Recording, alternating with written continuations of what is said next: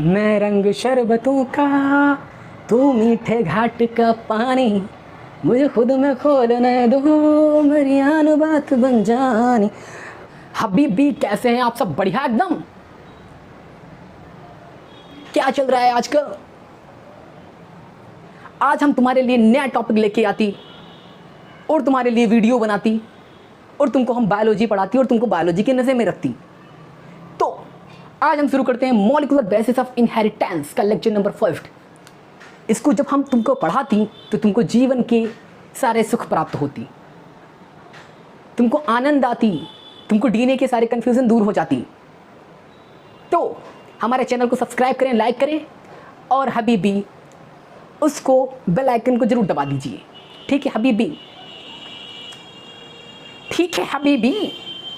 तो तुमको आज हम इतना गजब पढ़ाती कि आज के बाद तुमको जितना भी कंफ्यूजन है डीएनए के बारे में, आरएनए के बारे में, सब खत्म हो जाती।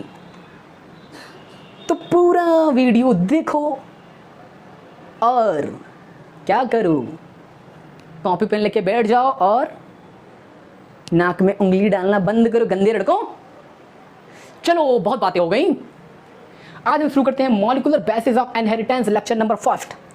इस लेक्चर के अंदर, इस चैप्टर के अंदर मेनली हम क्या पढ़ेंगे कि डीएनए क्या होता है, जेनेटिक मटेरियल क्या होता है।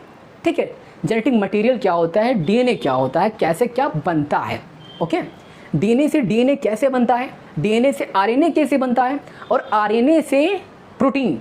ठीक, डीएनए से डीएनए जिसको बोलते हैं रिप्लिकेशन और डीएनए से आरएनए जिसको बोलते हैं ट्रांसक्रिप्शन और आरएनए से प्रोटीन का फॉर्मेशन क्या कहलाता है मेरे मित्र लाल, जिसको कहते हैं ट्रांसलेशन।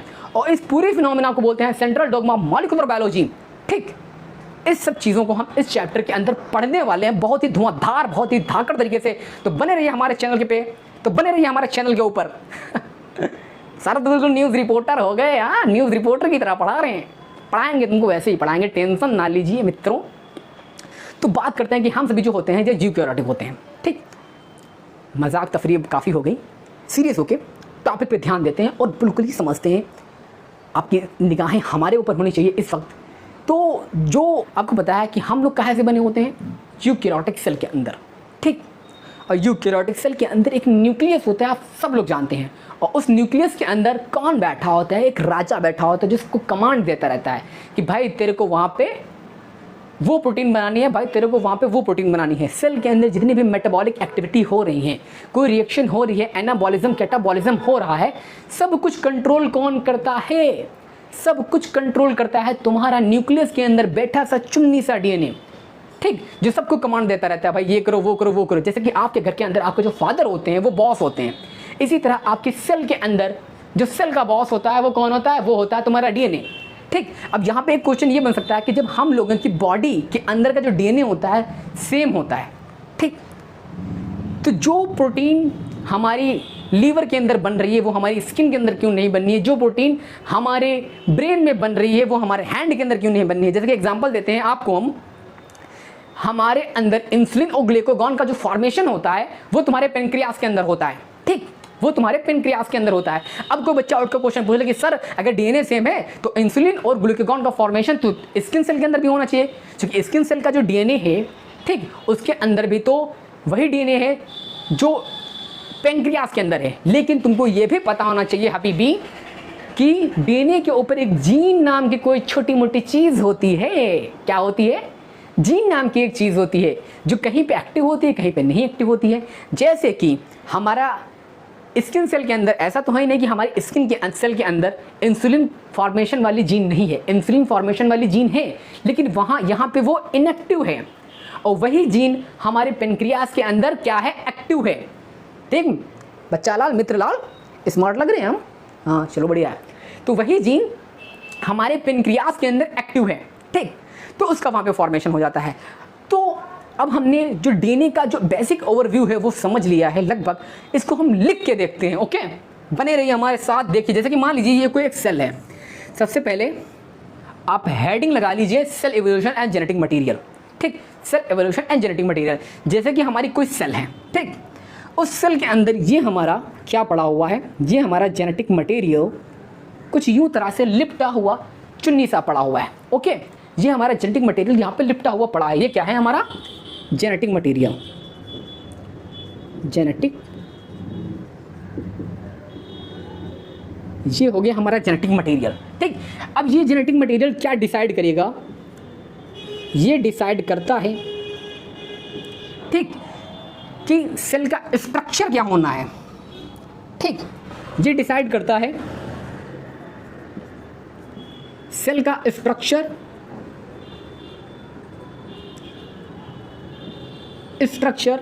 और सेल का फंक्शन।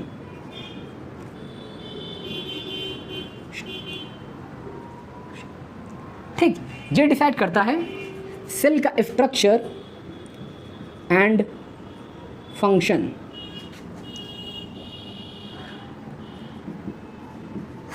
ठीक, जो जेनेटिक मटेरियल है ये डिसाइड करता है सेल का स्ट्रक्चर एंड उसका function.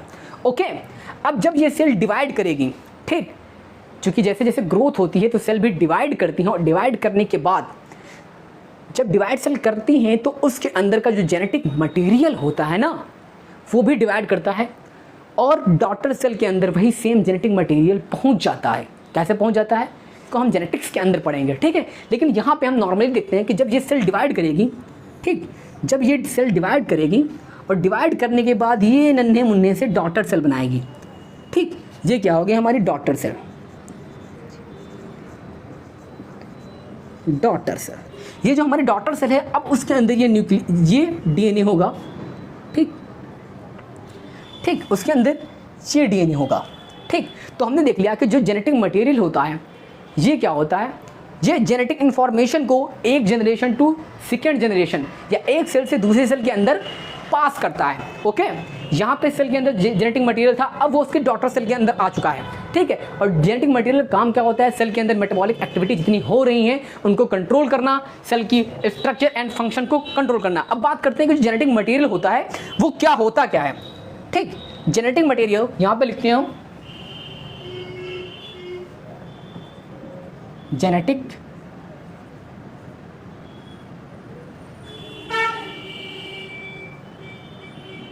Material can be DNA और आरएनए। जो जेनेटिक मटेरियल होता है हम लोगों का वो दो टाइप का होता है, वो डीएनए हो सकता है या आरएनए हो सकता है। लेकिन यहाँ पे एक बात रहती है, कौन सी बात रहती है, जो लिविंग सेल के अंदर जेनेटिक मटेरियल होगा वो केवल डीएनए ही होगा। ठीक, लिविंग सेल के अंदर जेनेटिक मटेरियल होगा इन लिविंग सेल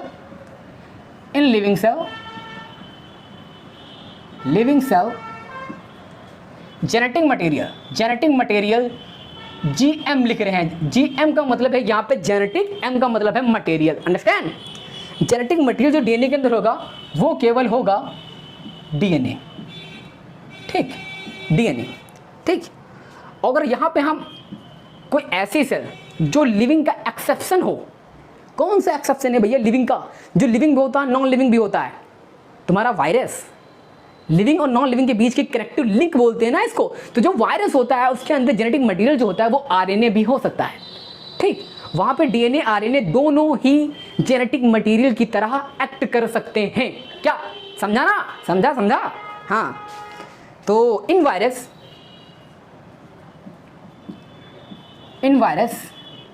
जीएम का मतलब है जेनेटिक मटेरियल, डीएनए और आरएनए, डीएनए एंड आरएनए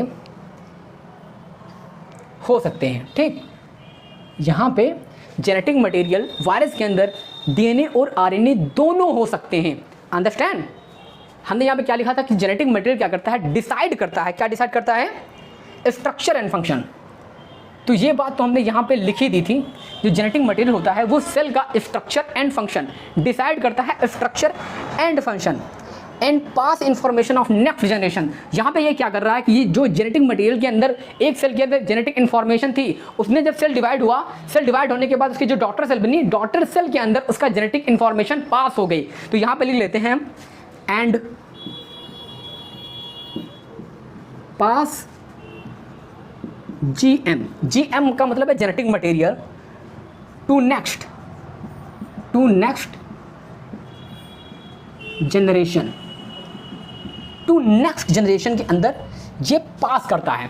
अब हमने जेनेटिक मटेरियल का बेसिक मसला समझ लिया कि भाई जेनेटिक मटेरियल ये होता है, लिविंग के अंदर ये होता है, नॉन लिविंग के अंदर ये होता है, और जेनेटिक मटेरियल का वर्क क्या होता है वो भी हमने पढ़ लिया है। ओके, वो भी हमने पढ़ लिया है। अब बात करते हैं, यहाँ पे एक दिमाग के अंदर ये भी बात आ सकती है आप सभी के कि जो जेनेटिक मटेरियल है वो डीएनए आरएनए है, लेकिन पहले कौन आया? जैसे कि पहले एक कंट्रोवर्सी रही कि पहले मुर्गी आई या अंडा आया, इसी तरह इसमें भी क्वेश्चन बन सकते हैं कि पहले जो जेनेटिक मटेरियल बना वो कौन सा बना, वो आरएनए बना या डीएनए बना। ठीक, तो इसके बारे में हम पढ़ते हैं कि जेनेटिक मटेरियल जो आरएनए बना या डीएनए बना।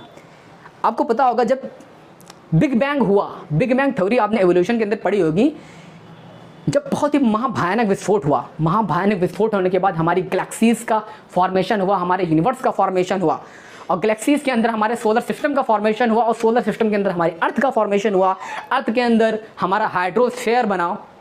ठीक है, और सबसे पहले जो लाइफ इवॉल्व हुई थी हमारी पानी के अंदर ही इवॉल्व हुई थी। छोटे छोटे प्रोटीन के माइक्रो मॉलिक्यूल, फिर मैक्रो मॉलिक्यूल, फिर प्रोटीन का फॉर्मेशन हुआ। ठीक है, जिनको हम कोएसर्वेट बोलते थे उस वक्त पे। ठीक, तो जो पहले तो हमारी सिंपल सेल बनी, ठीक है, सिंपल ऑर्गेनिज्म बने, बाद में धीरे धीरे कॉम्प्लेक्स ऑर्गेनिज्म बने। लेकिन यहाँ पे जब हम बात करते हैं कि सबसे पहले क्या हुआ था, प्रोटीन का फॉर्मेशन हुआ था, और हमको भी पता है कि जो प्रोटीन का फॉर्मेशन होता है वो सबसे नियर कौन होता है, कि जैसे कि यहाँ पे बात करते हैं कि डीएनए से क्या बनता है, डीएनए से बनता है आरएनए। ठीक, आरएनए, और आरएनए से बनती है प्रोटीन, आरएनए से बनती है प्रोटीन। तो प्रोटीन के करीब डीएनए है या आरएनए है? प्रोटीन के करीब तो यहाँ पे आरएनए है। ठीक है, तो आरएनए ज़्यादा कैपेबल है तुरंत ही प्रोटीन बनाने के लिए। ठीक, ज़्यादा कैपेबल है कि भैया अगर हमको इस प्रोसेस के थ्रू प्रोटीन बनानी होगी तो पहले डीएनए बनाएं, डीएनए के बाद हम आरएनए बनाएं, और आरएनए के बाद हम प्रोटीन का फॉर्मेशन करें।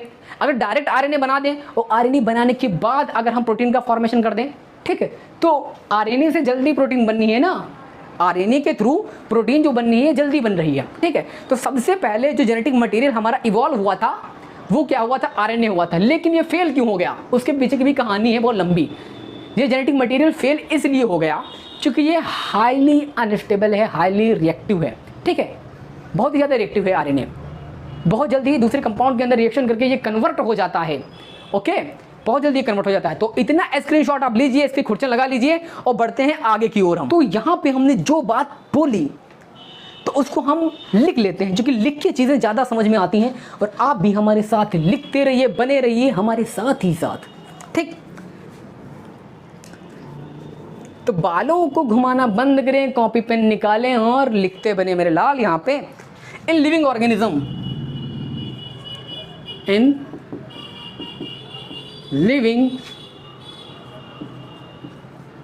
ऑर्गेनिज्म, हेडिंग लगाएं, first genetic material, first genetic material was RNA. कौन था फर्स्ट जेनेटिक मटेरियल? जो था हमारा आरएनए था। ठीक, तो जब तब की जो सेल थी वो कैसी थी, cell was not properly develop. तब की जो सेल थी वो प्रॉपरली क्या थी, डेवलप नहीं थी, तभी तो उनके अंदर जो जेनेटिक मटेरियल था वो क्या था, वो था आरएनए। लेकिन प्रेजेंट टाइम की अगर हम बात करें तो यहाँ पे जो हमारा genetic material in living cell genetic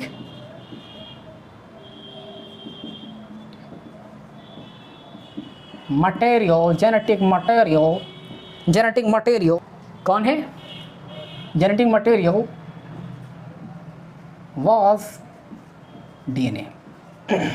living cell के अंदर जो हमारा जेनेटिक मटेरियल है वो हमारा है डीएनए। तो इसको लिख लीजिए और इसका भी स्क्रीनशॉट ले लीजिए। अब हम यहाँ पे बात करते हैं कि what is nucleic acid and its location, कि न्यूक्लिक एसिड क्या है और जो इसकी लोकेशन है वो सेल के अंदर कहाँ पे होती है। ठीक है, तो इसकी लोकेशन क्या है और ये है क्या। सबसे पहले जो जेनेटिक मटेरियल कितने टाइप के होते हैं हमारे, 2 टाइप के, एक डीएनए, ठीक, एक है जो हमारा डीएनए जिसकी फुल फॉर्म क्या है, deoxy ribo nucleic acid, nucleic acid deoxy. And RNA की फुल फॉर्म क्या है, 2 टाइप के हमारे जेनेटिक मटेरियल होते हैं, कितने टाइप के बच्चा लाल, हमारे जेनेटिक मटेरियल होते हैं ये 2 टाइप के होते हैं, ये इसकी फुल फॉर्म क्या है, राइबो न्यूक्लिक एसिड, ठीक। ये 2 टाइप के हमारे न्यूक्लियस हैं, बोथ आर, यहाँ पे लिख सकते हैं हम जेनेटिक मटेरियल जीएम, ठीक, जीएम, ठीक। अब यहाँ पे बात करते हैं कि प्रोकैरियोटिक के अंदर pro and you, dot and dot, ठीक, डॉट एंड डॉट लगा दिया। यहाँ पे हमने बताया कि जेनेटिक मटेरियल होते हैं 2 टाइप के होते हैं, सबसे number 1 DNA deoxy ribo nucleic acid and RNA ribo nucleic acid, ठीक है, ये बोथ आर जेनेटिक मटेरियल, दोनों जेनेटिक मटेरियल हैं। अब ये दोनों चीज़ें ये दोनों चीज़ें प्रोकैरियोटिक सेल, चूंकि 2 टाइप की सेल होती है, prokaryotic and eukaryotic. Prokaryotic cell के अंदर जेनेटिक मटेरियल होता है वो कहाँ पे पाया जाता है, और यूकैरियोटिक सेल के अंदर जेनेटिक मटेरियल जो होता है वो कहाँ पे पाया जाता है। तो अब हम बनाते हैं क्या, बनाते हैं मेरे लाल, यहाँ पे हम बनाते हैं क्या, यहाँ पे बनाते हैं हम सेल। ये हमारे 2 बन गए हैं सेल, ये कंपार्टमेंट बन गए, जैसे कि ये हो गई हमारी सेल, ठीक। कैसी सेल है ये, प्रोकैरियोटिक सेल, इस पर लिखा है प्रो और सेल। प्रो सेल का मतलब समझ जाइए, ये है हमारी prokaryotic cell, okay, prokaryotic cell. तो हम सभी जानते हैं कि प्रोकैरियोटिक सेल के अंदर न्यूक्लियस नहीं होता है, कोई membrane bound organelle cell organelle नहीं होती है। तो इसके अंदर जो डीएनए होता है हमारा, वो साइटोप्लाज्म के अंदर ही हाईली कॉइल्ड फॉर्म के अंदर पड़ा रहता है, जिसको हम बोलते हैं क्या, न्यूक्लियोइड, ठीक है। प्रोकैरियोटिक सेल के अंदर जो हमारा डीएनए होता है, सुनिए हमारी तरफ ध्यान से, इधर उधर क्या देख रहे हैं, हमारी तरफ देखिए, जो प्रोकैरियोटिक सेल के अंदर डीएनए होता है वो कहाँ पे पड़ा होता है, वो सेल के साइटोप्लाज्म के अंदर ही पड़ा होता है, क्योंकि वहाँ पे ना न्यूक्लियस है, ना कोई मेम्ब्रेन बाउंड ऑर्गेनली है, ठीक। तो यहाँ पे हम देखते हैं कि जो हमारा न्यूक्लियस है, ठीक, ये हो गया हमारा जेनेटिक मटेरियल, ये हो गया हमारा क्या, ये हो गया हमारा डीएनए। अब क्या होगा, ये डीएनए क्या करेगा, ये डीएनए करेगा ट्रांसक्रिप्शन, और ट्रांसक्रिप्शन के बाद यहाँ पे बनाएगा आरएनए, ठीक, ये हो गया हमारा आरएनए, ठीक।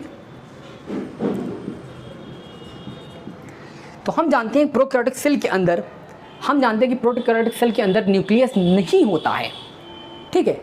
यहाँ पे हमने प्रोकैरियोटिक सेल बनाई और प्रोकैरियोटिक सेल के अंदर वहाँ पे बनाया डीएनए, क्योंकि हम जानते हैं प्रोकैरियोटिक सेल के अंदर न्यूक्लियस नहीं होता है, तो यहाँ पे जो डीएनए होगा वो हाईली कॉइल्ड फॉर्म के अंदर पड़ा रहेगा। हाईली कॉइल्ड फॉर्म का मतलब यहाँ पे ये है कि कुछ नेगेटिव प्रोटीन्स के कारण ये कॉइल्ड यहाँ पे रहता है और साइटोप्लाज्म के अंदर पड़ा रहता है, साइटोप्लाज्म के अंदर पड़ा रहता है, और यहीं पे क्या करेगा, चूंकि न्यूक्लियस है नहीं तो यहीं पे ये अपना ट्रांसक्रिप्शन करेगा, ट्रांसक्रिप्शन के बाद आरएनए को बनाएगा, और आरएनए भी इसका साइटोप्लाज्म के अंदर पाया जाएगा।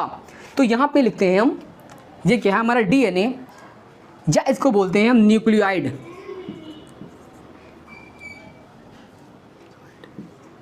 ठीक है। तो इसका जो डीएनए होगा वो कहाँ होगा, इसका जो डीएनए होगा वो होगा साइटोप्लाज्म के अंदर, साइटोप्लाज्म, ठीक। और जो इसका आरएनए होगा, आरएनए जो होगा वो बनेगा कहाँ, form in cytoplasm and act in cytoplasm and act in cytoplasm. यहाँ पे हम देखते हैं कि जो प्रोकैरियोटिक के अंदर डीएनए है वो भी साइटोप्लाज्म के अंदर पाया जा रहा है, डीएनए से जो आरएनए बन रहा है वो भी साइटोप्लाज्म के अंदर पाया जा रहा है, और आरएनए जो प्रोटीन का फॉर्मेशन कर रहा है वो भी साइटोप्लाज्म के अंदर ही कर रहा है, ठीक है। तो यहाँ पे हमने लिख दिया RNA form in cytoplasm and act in cytoplasm, okay. अब बात करते हैं, यहाँ पे हमने एक यूकैरियोटिक सेल बनाएंगे, ये हमारी सेल हो गई प्रोकैरियोटिक। अब एक और यहाँ पे हम कंपार्टमेंट बना रहे हैं सेल टाइप का, ठीक। इस पे लिखते हैं हम यू एंड सेल, यूड सेल। ठीक, हम सभी लोग जानते हैं कि जो हमारी यूकैरियोटिक सेल होती है इसके अंदर पाया जाता है क्या, इसके अंदर पाया जाता है एक प्रॉपर डेवलप न्यूक्लियस। ठीक, प्रॉपर डेवलप न्यूक्लियस। जैसे कि हम सभी के घर होते हैं, घरों के अंदर हमारे एक ऐसा रूम होता है जो सबसे डेवलप, सबसे बढ़िया होता है। इसी तरह जो हमारी सेल होती हैं, इसको घर समझिए, और घर के अंदर एक बहुत ही सुंदर सा रूम होता है जिसको हम न्यूक्लियस बोलते हैं। ठीक है, तो हम जानते हैं यहाँ पे सेल के अंदर एक न्यूक्लियस होता है और इसके अंदर हमारा डबल स्ट्रैंड डीएनए पड़ा हुआ होता है। हमारा सेल के अंदर न्यूक्लियस होता है और वहाँ पे डीएनए हमारा पड़ा हुआ होता है। ठीक, तो ये हो गया हमारा डीएनए, ये हो गया हमारा डीएनए। लेकिन यहाँ पे जो आरएनए का फॉर्मेशन होता है वो न्यूक्लियस के अंदर होता है। डीएनए से आरएनए का जो फॉर्मेशन होता है वो न्यूक्लियस के अंदर होता है, लेकिन यहाँ पे जो आरएनए एक्ट करता है वो साइटोप्लाज्म के अंदर करता है। मतलब यहाँ पे जो आरएनए का फॉर्मेशन हो रहा है वो हो रहा है न्यूक्लियस के अंदर, और वो एक्ट कहाँ पे कर रहा है, वो कर रहा है साइटोप्लाज्म के अंदर। ठीक है, तो यहाँ पे हम लिखते हैं डीएनए कहाँ पे पाया जा रहा है, यूकैरियोटिक सेल के अंदर। डीएनए जो पाया जा रहा है वो पाया जा रहा है न्यूक्लियस के अंदर, न्यूक्लियस वो पाया जा रहा है हमारा न्यूक्लियस के अंदर। और आरएनए की बात करें यहाँ पे हम, RNA form in nucleus, nucleus and act in cytoplasm, cytoplasm. यहाँ पे क्या होगा, यहाँ पे कुछ इस तरह से आरएनए का फॉर्मेशन हो जाएगा। आरएनए का फॉर्मेशन तो यहीं पे हो गया है, आरएनए का जो फॉर्मेशन हो रहा है वो न्यूक्लियस के अंदर ही हो गया है, लेकिन बाद में ये आरएनए जो होगा ये न्यूक्लियस के न्यूक्लियोपोर के द्वारा, न्यूक्लियस के न्यूक्लियोपोर के द्वारा ये बाहर आ जाएगा, और बाहर आने के बाद ये साइटोप्लाज्म के अंदर एक्ट करेगा। तो यहाँ पे हमने ये दोनों चीज़ पढ़ ली कि जो आरएनए होता है, जो डीएनए होता है, बोथ आर जेनेटिक मटेरियल, और इनकी लोकेशन कहाँ है, यूकैरियोटिक सेल के अंदर, प्रोकैरियोटिक सेल के अंदर कहाँ पाए जाते हैं। सेल के अंदर हम बात करें डीएनए की तो वो न्यूक्लियस, वो सेल के अंदर अगर हम बात करें डीएनए की तो हम सभी जानते हैं कि न्यूक्लियस नहीं पाया जाता है। तो वहाँ पे जो डीएनए पाया जाएगा वो पाया जाएगा साइटोप्लाज्म के अंदर, जिसको हम बोलते हैं न्यूक्लियोइड। ठीक, क्या बोलते हैं, न्यूक्लियोइड, जिसको हम बोलते हैं न्यूक्लियोइड। और जब वहाँ पे आरएनए का फॉर्मेशन होगा डीएनए से आरएनए ट्रांसक्रिप्शन के थ्रू, वो भी होगा साइटोप्लाज्म के अंदर, और जो बाद में आरएनए से प्रोटीन बनेगी जिसको हम ट्रांसलेशन बोलते हैं वो भी साइटोप्लाज्म के अंदर होगा। तो मतलब वहाँ पे डीएनए पाया भी साइटोप्लाज्म के अंदर जा रहा है, एक्ट भी साइटोप्लाज्म के अंदर कर रहा है। मतलब वहाँ पे साइटोप्लाज्म के अंदर बन रहा है और एक्ट भी साइटोप्लाज्म के अंदर कर रहा है। अगर हम यहाँ पे बात करते हैं, काहे की बात अगर यहाँ पे करते हैं यूकैरियोटिक सेल के अंदर, तो हम सभी जानते हैं कि यूकैरियोटिक सेल के अंदर जो होता है प्रॉपर डेवलप्ड न्यूक्लियस होता है। तो जो डीएनए होता है वो न्यूक्लियस के अंदर बैठा रहता है। ठीक है, न्यूक्लियस के अंदर वो बैठा रहता है आराम से, कहते हैं भैया हमको बाहर नहीं जाना है, बाहर को हमको शर्म लगती है बाहर जाने में। ठीक है, तो जो डीएनए होता है वो अपने कमरे के अंदर बैठा रहता है, क्योंकि यूकैरियोटिक सेल के अंदर न्यूक्लियस होता है। और क्या करता है, वहाँ पे आरएनए का जो फॉर्मेशन होता है वो भी न्यूक्लियस के अंदर होता है। लेकिन जब आरएनए का काम करने का समय आ जाता है, प्रोटीन बनाने का समय आ जाता है, तो उसको न्यूक्लियस के बाहर भगा दिया जाता है। कहते हैं फुट लो भैया और बाहर साइटोप्लाज्म के अंदर अपना काम करो जाके। तो यहाँ पे डीएनए न्यूक्लियस के अंदर पाया जा रहा है, आरएनए का जो फॉर्मेशन हो रहा है न्यूक्लियस के अंदर हो रहा है, लेकिन आरएनए जो एक्ट कर रहा है वो साइटोप्लाज्म के अंदर एक्ट कर रहा है। चलिए इसकी स्क्रीनशॉट ले लीजिए। ओके, अब बढ़ते हैं आगे। अब यहाँ पे बात करते हैं न्यूक्लिक एसिड की। न्यूक्लिक एसिड हमारा जो होता है दो टाइप्स का होता है, डीएनए एंड आरएनए। अब हम बात करते हैं ये कितने स्ट्रैंड के हो सकते हैं। कहीं कहीं पे जो डीएनए होता है डबल स्ट्रैंड पाया जाता है। डबल स्ट्रैंड का मतलब ये होता है कि जो डीएनए होता है ये हमारा कैसा होता है, ये एक पॉलीमर होता है। पॉलीमर का मतलब होता है जैसे कि एक गेंद लीजिए, दो गेंद लीजिए, तीन गेंद लीजिए, ठीक है, चार गेंद लीजिए, पांच गेंद लीजिए, और सबको एक माला की तरह बना दीजिए। मतलब एक मोती लीजिए और धीरे धीरे सारी मोतियाँ जोड़ते चले जाइए, एक माला बना लीजिए। तो जो मोतियाँ हो गई वो हो गए मोनोमर। ठीक है, मोनोमर उसकी यूनिट हो गई, जो मोतियाँ हो गई वो हो गए मोनोमर। अब उन मोतियों से जो माला मिलके बनी है, उन मोतियों से जो मिलके माला बनी है वो होती है पॉलीमर। ठीक है, अगर मोतियाँ सेम टाइप की हैं तो उसको बोलेंगे हम होमोपॉलीमर।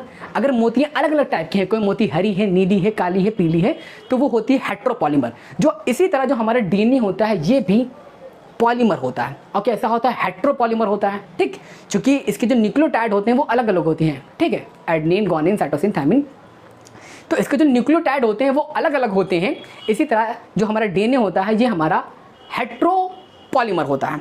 ठीक, मतलब जो डीएनए होता है ये एक हेट्रोपॉलीमर की, जैसे कि एक चैन बना ली जाए और सेम हेट्रोपॉलीमर की उसकी अपोजिट डायरेक्शन में दूसरी चैन बना ली जाए और दोनों चैनों को आपस में बॉन्डिंग के द्वारा जोड़ दिया जाए, दोनों चैनों को आपस में बॉन्डिंग के द्वारा जोड़ दिया जाए तो दो स्ट्रैंड बनके आपस में तैयार हो जाते हैं। तो इस तरह के डीएनए को हम बोलते हैं डबल स्ट्रैंड डीएनए।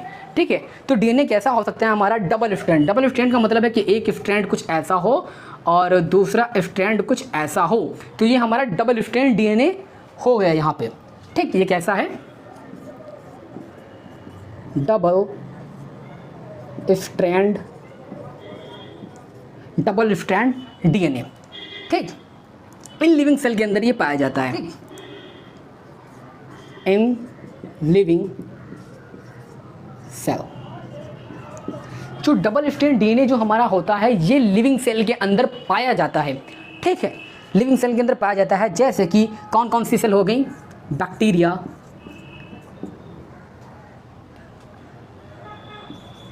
बैक्टीरिया और यूकैरियोटिक सेल।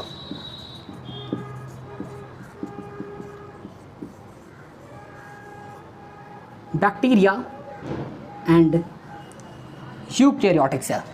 ठीक, लेकिन यहाँ पे बात करते हैं जो हमारा डीएनए होता है ये सिंगल स्ट्रैंड भी हो सकता है। कैसा हो सकता है? सिंगल स्ट्रैंड, मतलब केवल एक ही स्ट्रैंड हो सकता है। तो इस तरह के डीएनए को हम बोलते हैं single strand DNA.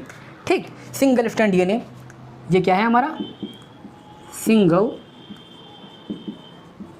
Strand DNA.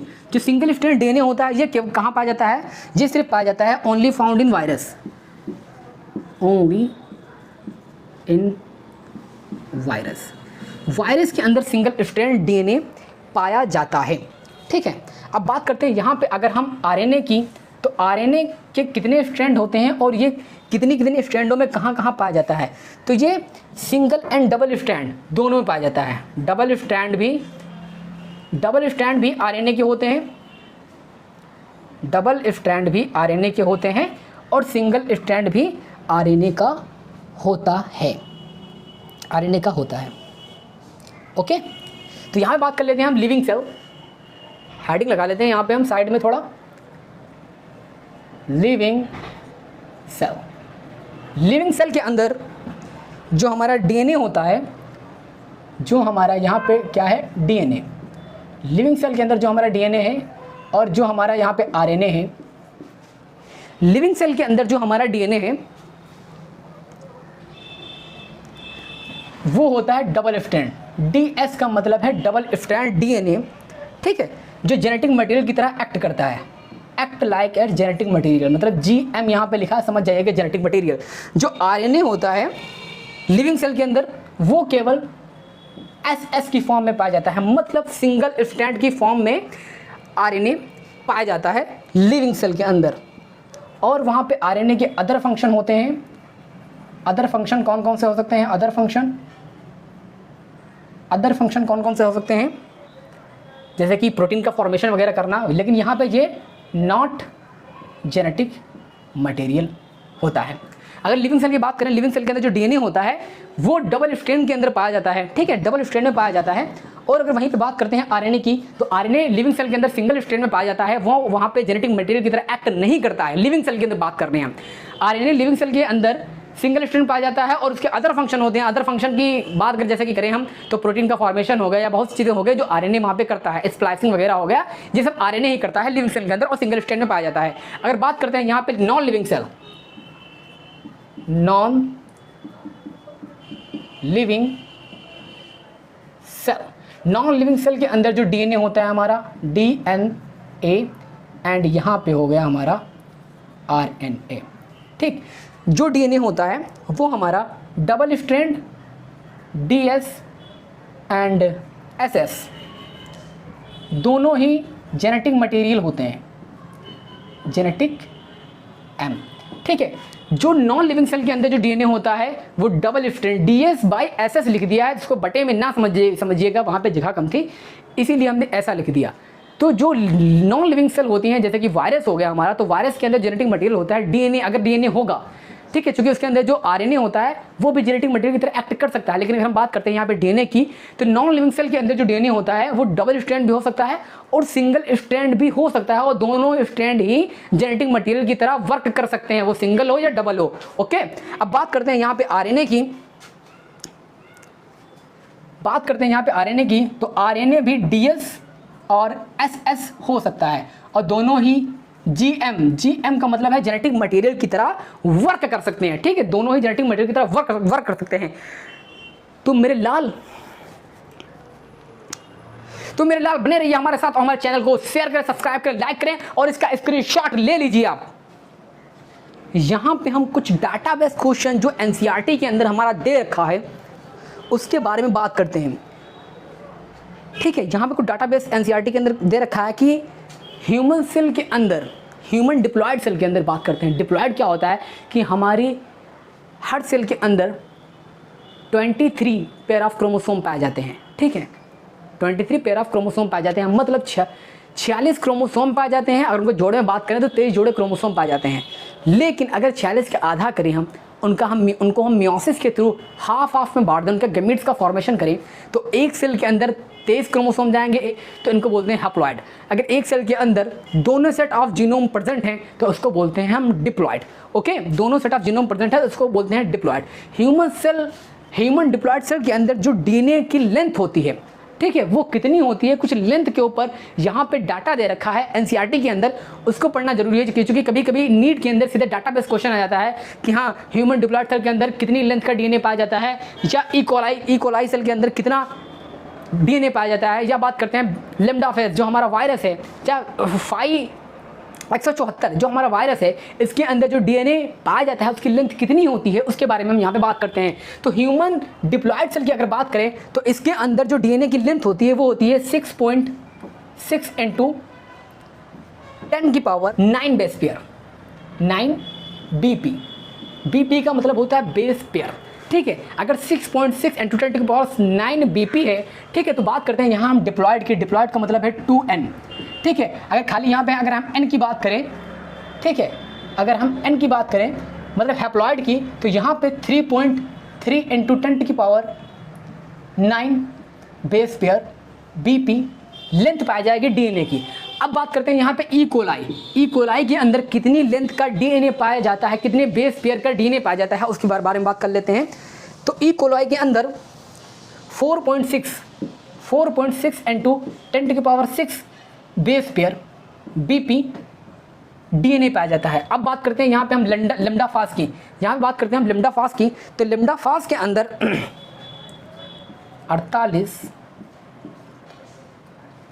48,502 कितना, 48,502 बेस पेयर का डीएनए पाया जाता है। ठीक है, और जो डीएनए होता है, ये जो डीएनए होता है ये डीएस डीएनए होता है। डीएस डीएनए जो पाया काहे के अंदर जाता है, जो पाया जाता है वायरस के अंदर। लैम्डा फेज जो है हमारा एक वायरस है। अब बात करते हैं 5 × 174 की अगर बात करते हैं तो इसके अंदर जो कितने डीएनए पाए जाते हैं, इसके अंदर बेस पेयर की बात नहीं की गई है। इसके अंदर एनसीईआरटी के अंदर जो डाटा दे रखा है वो दे रखा है न्यूक्लियोटाइड में। ठीक है, बेस पेयर में नहीं दे रखा है, इसके अंदर जो डाटा दे रखा है वो दे रखा है न्यूक्लियोटाइड में। तो यहाँ पे 5386 न्यूक्लियोटाइड पाए जाते हैं। ठीक है, न्यूक्लियोटाइड पाए जाते हैं, और इसके अंदर डीएनए होता कैसा है, सिंगल एसएस डीएनए वायरस। ठीक, वायरस के अंदर इतने न्यूक्लियोटाइड का डीएनए पाया जाता है। ह्यूमन डिप्लॉयड सेल की बात करते हैं तो 6.6 × 10⁹ बेस पेयर लेंथ का डीएनए पाया जाता है। अगर बात करते हैं ई कोलाई के अंदर 4.6 × 10⁻6 बेस पेयर का पाया जाता है, और लैम्डा फेज की अगर बात करते हैं तो 48,502 बेस पेयर पाए जाते हैं, और इसके अंदर जो डीएनए होता है वो डबल स्ट्रैंड डीएनए होता है। और लैम्डा फेज का क्या है, हमारा एक वायरस है। ठीक है, ई कोलाई हमारी बैक्टीरिया है, और ह्यूमन डिप्लॉयड सेल जो है, तो हम तो जानते हैं ह्यूमन डिप्लॉयड सेल हमारी यूकैरियोटिक सेल है। ठीक है, और जो हमारा 5 होता है, 5 × 174, ये भी एक वायरस है। इसके अंदर एनसीईआरटी ने बेस पेयर में बात नहीं की है, इसके अंदर एनसीईआरटी ने न्यूक्लियोटाइड में बात की है। तो यहाँ पे भी हम न्यूक्लियोटाइड के अंदर बात करेंगे 5386 न्यूक्लियोटाइड पाए जाते हैं और सिंगल स्ट्रैंड डीएनए पाया जाता है। ठीक है, तो डाटाबेस के ऊपर जो कहानी थी वो हमने पढ़ ली है।